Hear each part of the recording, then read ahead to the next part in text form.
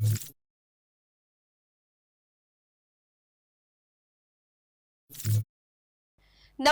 હું છું પ્રિયા અને તમે જોઈ રહ્યા છો જનતા કી જાણકારી ન્યૂઝ। નજર કરીએ આજના સમાચાર। વેરાવળમાં વહીવટીતંત્રની ધોર બેદરકારીના દર્શન। ટાવર ચોકથી બાયપાસ નમસ્તે સુધીનો રોડ પર વિકાસના નામે ઠાગાઠૈયા।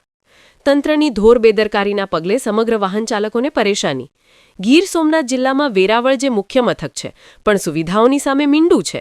વહીવટીતંત્રની ધોર બેદરકારી સામે આવી છે, જેમાં જિલ્લા કલેક્ટર સહિત અનેક સરકારી બાબુઓ આ રોડ રસ્તેથી પસાર થાય છે, પણ એર કન્ડિશન ગાડીમાં જતા અધિકારીઓની આંખ નથી ઉધડતી। સતત ટ્રાફિક આ રસ્તો પહોળો કરવાના ઇરાદાથી ખોદકામ કરી એક સાઈડ બંધ કરી દેવામાં આવી છે, જેમાં લગાતાર લગભગ છેલ્લા 2 મહિનાથી ચાલી રહેલા કામગીરીનો કોઈ અંત ખરો?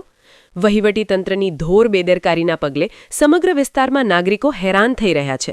અવરજવર કરતા વાહનો માટે મુશ્કેલી પડી રહી છે।